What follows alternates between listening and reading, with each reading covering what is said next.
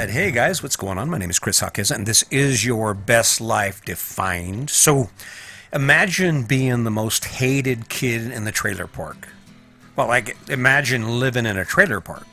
And I'm not faulting it, but back when I mentioned my stepdad Richard or Dick, whichever you prefer,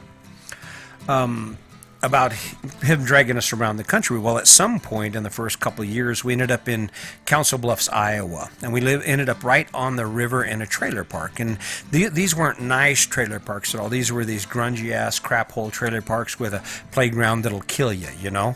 And so we're living in this trailer park, and we had a what would be considered a nice unit. We had an old ass trailer with an addition built on it, and there was plenty of room. But this thing was so old that had those louvered windows that you roll out and they louver out, and if you broke one, it would cut an arm off.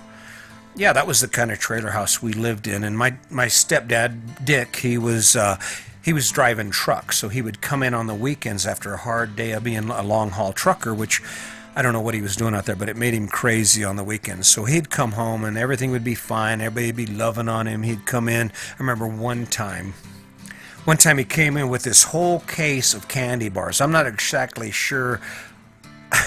It was probably something from the load. He got a box broke open or something, but he brings me home a box of all kinds of candy bars. And I'm like, that was like gold to me. No one had ever done anything that nice for me in a long time. So it was kind of a love-hate relationship with this guy. But that was the beginning, I think, of that weekend. And it ended a little rougher than that. So what happens is, as usual, Dick would get home. The first thing he'd do is he'd pop open those 16-ounce Budweisers. And he'd start slamming them down. And I remember he'd just sit at the table, and he was always kind of red.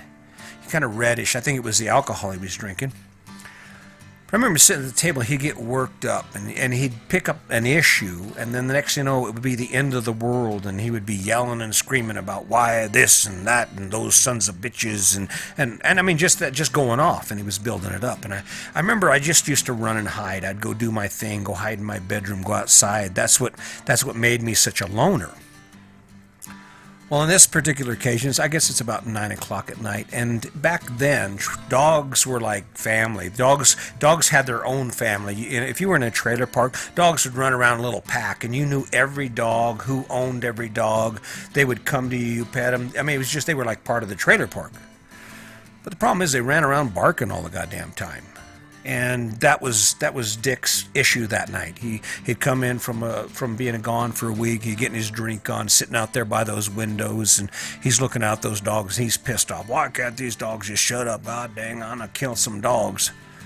Well, one thing led to the other, and pretty soon he goes into the back room. He pulls out the 22 and he starts loading it in the living room. And I'm thinking, oh.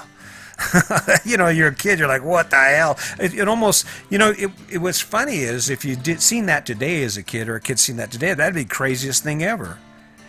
But back then, with all the craziness I'd been through up to that point, man, him loading a 22 in the living room in the middle of a trailer park didn't seem odd to me at all. It just seemed like the kind of shit Dick did, right? And so, Dick, he sits back down and he opens up the window on that trailer, and those windows, I remember him going up. And I remember walking up behind him, and he takes the barrel of that gun, and there are no screens in these windows, so it's just window. I remember walking up behind him as he puts that gun through the window, and the next thing I know, he squeezes off a shot, and the dog yelps and just falls over dead. And he did that I think he shot like 6 dogs in this sequence of about 5 minutes. What do you say to that? How do you process that? And my mom, that was the one time she kept her mouth shut. I don't remember what the hell went on. But I do remember what happened that next day. That next day, I was not the most popular kid in the neighborhood, in the trailer park. I was the most hated kid in the trailer park. They didn't give two shits whether it was my stepdad, he was crazy, I didn't think it was right, or I was behind the whole plot. That didn't matter to them. They were looking to whip the shit out of somebody, and I was the guy, right? kind of an interesting story. Just so you know, you don't make that shit up. The reason I'm bringing this to your attention is because I've come from a long line of struggle. I mean, I've learned to struggle from a kid. I remember that same trailer park. I'd just go off on my own. Here it is. We're in Council Bluffs, Iowa. I'm down on the river. There's water moccasins and spiders that bite the shit out of you, and I would just disappear into the woods. Some guy, some pervert could have grabbed me, drugged me off, and no one would even known, right? But that's how it was, and you just learn to overcome. And that's what this is. That's what this COVID-19 thing is. That's what this is even before COVID-19 and long after it. It's about our ability to overcome what we face. That's all it is. About us being able to say, all right, this is where we are. This is where we're going. How are we going to get there? I'm good at it. You realize that there's something beyond this. I'm kind of frustrated right now because I can't get on my book. I haven't been able to squeeze in amid everything else I'm trying to do. In fact, when I get done with this, I've got to do some repairs on the RV and get some things done before it starts to rain. But I'm trying to get a few of these stacked up because I don't want to miss my goal. My goal is to do one podcast a day, whether you like it or not, whether it gets watched or not. I believe that if I just keep doing this, I'm going to keep getting better at it. And eventually someone's going to say, hey, you know what? That dude's smart. Even if I don't agree with everything he's got to say, he's certainly not an asshole, and some of the stuff he's saying makes sense. I mean, sure, it does make sense to spend more time playing than you spend working, don't it? Because it's going to end, that's all I'm saying. If you think I'm judging your life, yeah, I'm not judging your life. It doesn't matter to me what your life looks like. In fact, when it really comes down to it, your decision to continue to do what you're doing or to follow a little bit of friendly advice and say, hey, you want to play more, honey? How about we go to the lake more than we go to work? Or how about we spend some weekends fishing or doing something like that because that's more funner than what we're doing now? I don't know. Maybe it's not in you. Maybe you're so overwhelmed with happiness, contentment, and challenge in your life that you probably don't have time to do anything more fun. Or is that right? More fun? Funner? I don't know. Anyway, you get the point. Yeah, I was the most hated kid in the trailer park. And I guess that's the reason I sit here right now, is because I can't believe it. I friggin' can't believe it. There are so many stories like that I could tell you. And I can't believe that out of all these people and out of all the opportunities I had to fail, I was able to sit here and do what I do now. I'm able to sit here and I wake up, I don't owe anybody. I can waste all the time I want doing a podcast and talking to people like you, sharing my story, thinking about my life, evaluating, and at any minute I can change it. Does that mean every moment is amazing? No. It just means that when I want it to be amazing, all I have to do is say, hey, let's do this. I think it'll be amazing.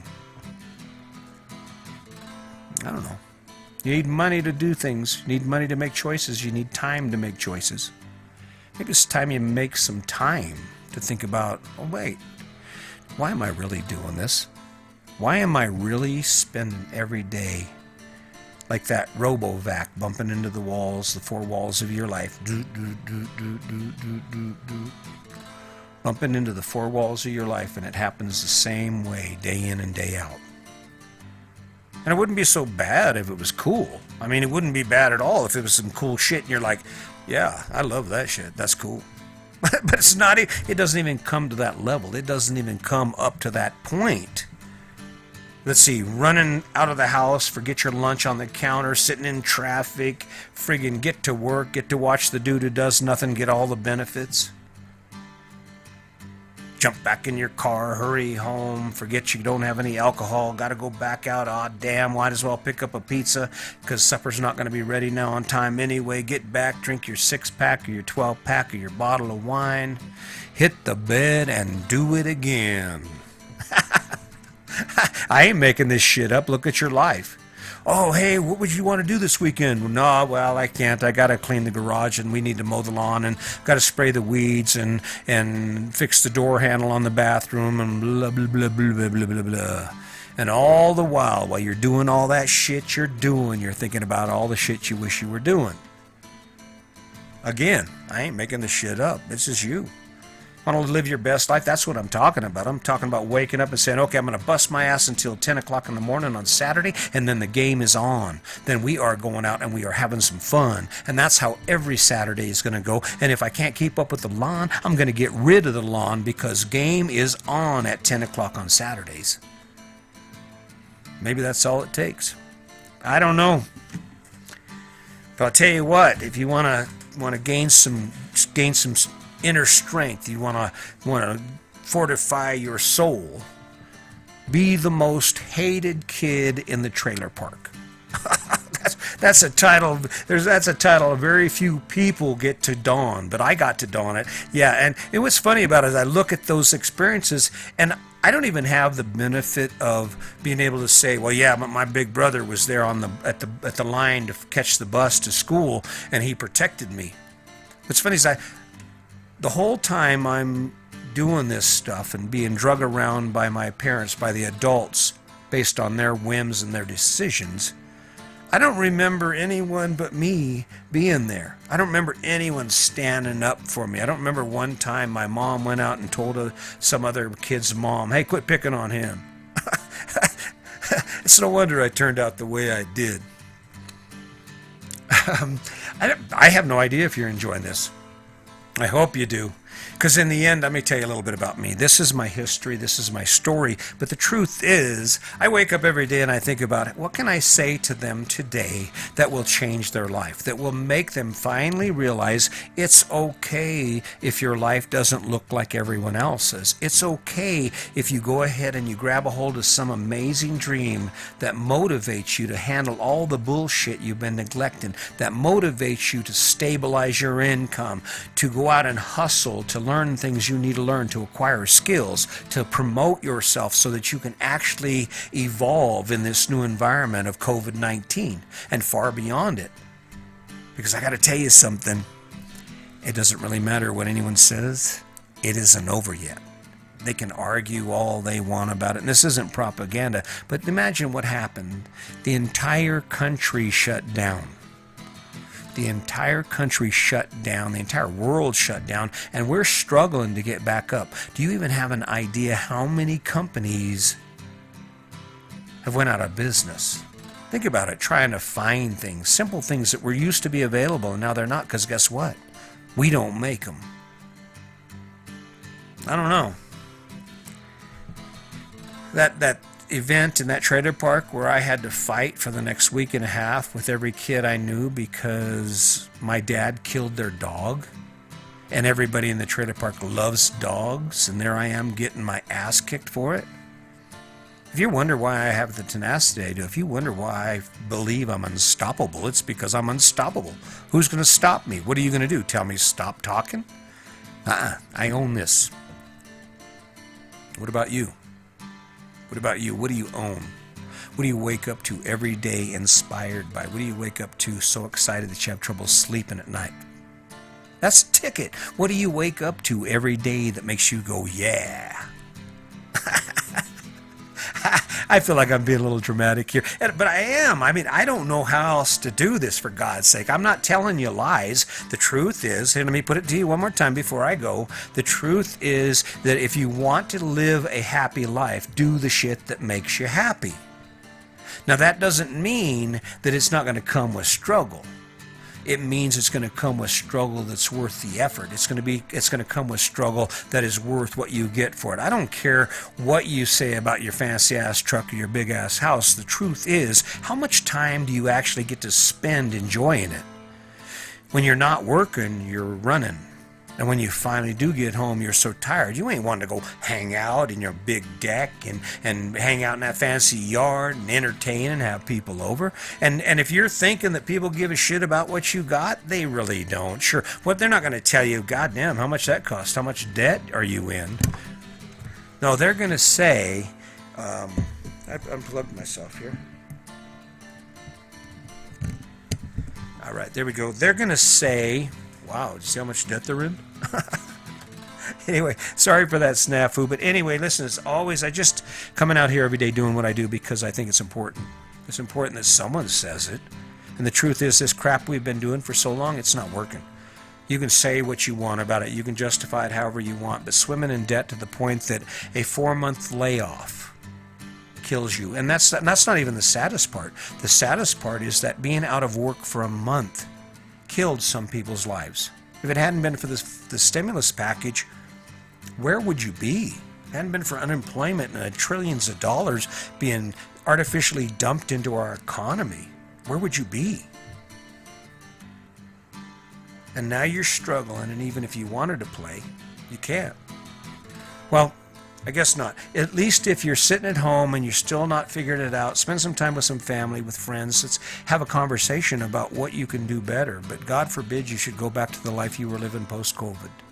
Because you see how quick it ends, right? You see how quick something beyond your control can come in and go BAM!